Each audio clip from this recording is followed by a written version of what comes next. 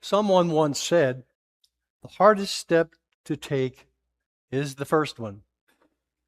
This is true for a child when he or she is learning to walk, as well as for us when we have to face the storms of life, whatever that might be, that sometimes appears too often. Today we are like the man who was standing before the pearly gates, and St. Peter asked him, "Have you ever done anything of particular merit?" And the man replied, "Well, I can think of one thing. Once I came upon a gang of high testosterone bikers who were threatening a young woman. I directed them to leave her alone, but they wouldn't listen. So I approached the largest and most heavily tattooed biker. I smacked him on the head, kicked his bike over, ripped out his nose ring, and threw it on the ground and said, 'Leave her alone now or you'll answer to me.'" St. Peter was impressed and asked, "When did this happen?" And the man replied, "Oh, a couple minutes ago." Today it's going to get personal. We're going to have to decide, like Peter, is God calling us to get out of the boat called Hummelstown United Church of Christ? Our story from Matthew is not just one about risk-taking. It's primarily a story about obedience and faith. Let's take a closer look at Peter and James and the rest of the disciples and see where you fit. The disciples were in distress, and the very person who was able to help them was approaching them. Only he wasn't in the boat, and the disciples didn't recognize him. As a matter of fact, the disciples were convinced he was a ghost. So they were terrified and cried out in fear. And we may wonder how they could have failed to know it was Jesus. Who else could be walking around in the middle of the night? But Matthew wants us to know that sometimes it takes eyes of faith to recognize when Jesus is around. Often in the middle of storms, tormented by waves of disappointment and doubt, we are no better at recognizing Jesus' presence than they were. But what was Jesus up to walking around on the lake at 3 o'clock in the morning? Do you know that there is another gospel story from Mark? And he tells us that Jesus intended to pass them by on the water. Why would Jesus want to do that? Did he decide he was going to race them? Did he want to impress them with a really neat trick? What Jesus was doing was revealing his divine presence and power. It is interesting to note that the disciples entered the boat in the first place because Jesus told them to. So they would have to learn, as we do, that obedience is no guarantee of being spared adversity. But now that the storm had their full attention, Jesus decided it was time the disciples got to know a little bit more about him. And it's like this. He reassured them, "You can trust me. You can safely place your destiny in my hand." Now put yourself in Peter's place for a moment. You have a sudden insight into what Jesus is doing. The Lord is passing by, but he's inviting you, Peter, to go on the adventure of your life. But at the same time, Peter was scared to death. What would you choose, the water or the boat? On the one hand, the water is rough, the waves are high, the wind is strong, there's a storm out there. And if you get out of the boat, there's a good chance you might sink. But if you don't get out of the boat, there's a guarantee that you will never walk on water again. So you realize that if you want to walk on water, if that's your thing, you got to get out of the boat. Now, I believe there's someone inside of all of us who tells us that there's more to life than sitting in the boat. You were made for something more than merely avoiding failure. There is something inside you that wants to walk on water, to leave the comfort of the routine existence and abandon yourself to the high adventure of following God wherever that might lead you. So let me ask you a very important question. What's your boat? Your fear will tell you. Just ask yourself, what is it that most produces fear in me? Especially when I think of leaving it behind and stepping out in faith. Would you like to guess the name of the best-selling chair in America? And you may respond if you didn't have the answer. What's the most best-selling chair in America? Do I hear Lazy Boy over there? Lazy Boy. Okay, they didn't call it Risky Boy, Work Our Boy. They called it Lazy Boy. And we have a name for people who do this in front of a TV. What do they call them? You're sitting in front of TV most of the day. Yeah. Couch potatoes. That's right. Couch potatoes in their lazy boys.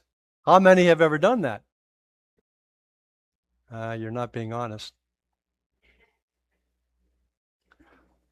On a personal note, do you know the first two pieces of furniture that my wife and I got when we retired? Two lazy boys. Two lazy chairs. Now, the 11 disciples could be called boat potatoes. They didn't mind watching, but they didn't want to actually do anything. I don't want to hit this one too hard, however. In our churches, including Hummelstown, there are people that could be called pew potatoes, and you might be one of those. They want some of the comfort associated with spirituality, but they don't want a risk and challenge that goes along with actually following Jesus. Jesus is still looking for people who will get out of the boat. Jesus, however, and I must say this too, Jesus is not glorifying risk-taking for its own sake. Jesus is not looking for bungee jumping, hang gliding, tornado chasing people. This is not a story about extreme sports. It's about extreme discipleship. And it's important to see that Peter did not ask for a promise. For example, he didn't say, Lord, promise me I won't sink and then I'll get out of the boat. Peter specifically asked for this command, Lord, if it is you, command me. You see, Peter didn't ask for a guarantee, just the opportunity to walk on water.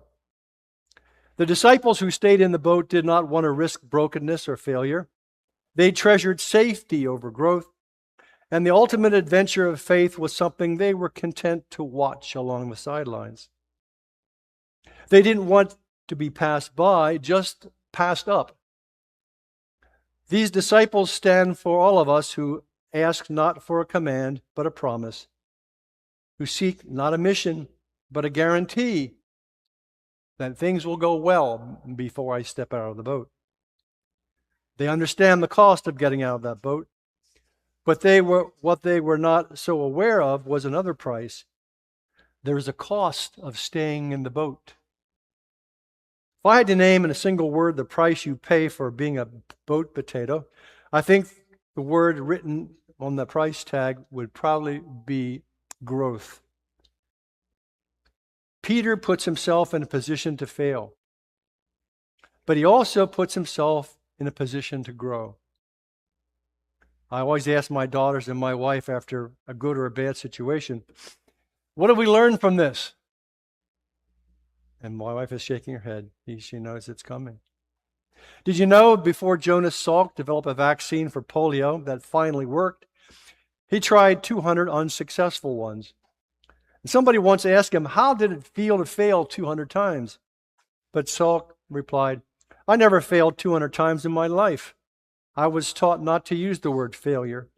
I just discovered 200 ways how not to vaccinate for polio. Did Peter fail? Well, I suppose he did.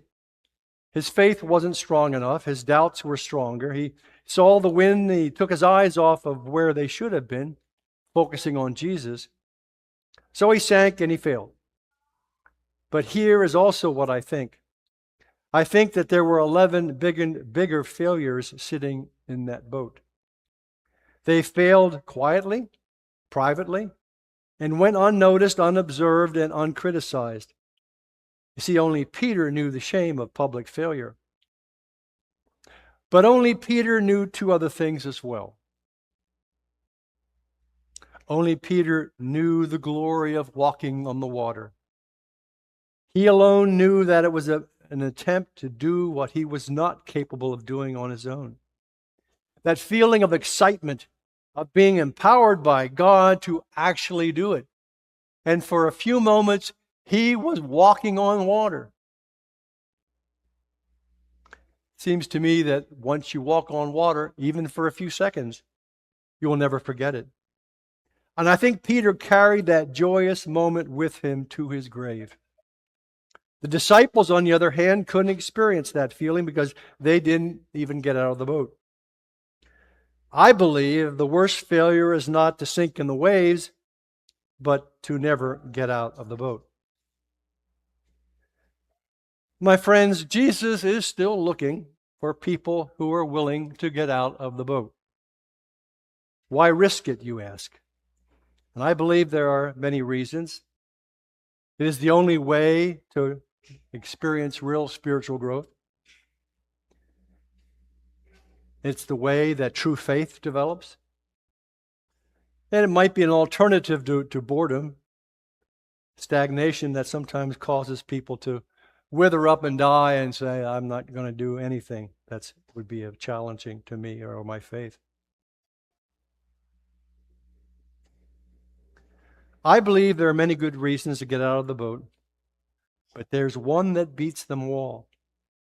You see, my friends, and I've learned this in my experience as pastor and teacher, the water is where Jesus is. He's not in the boat. The water, yes, may be dark, wet, and dangerous, but Jesus is not in the boat. And the main reason Peter got out of the boat is that he wanted to be where Jesus was. How about us? Do we want to be where Jesus is? I think Peter was remembering the look on Jesus' face, because I suspect that Jesus beamed to see that one of his followers could trust him that far. I think for as long as the walk lasted, that their eyes, Peter and Jesus, did not leave each other for an instant.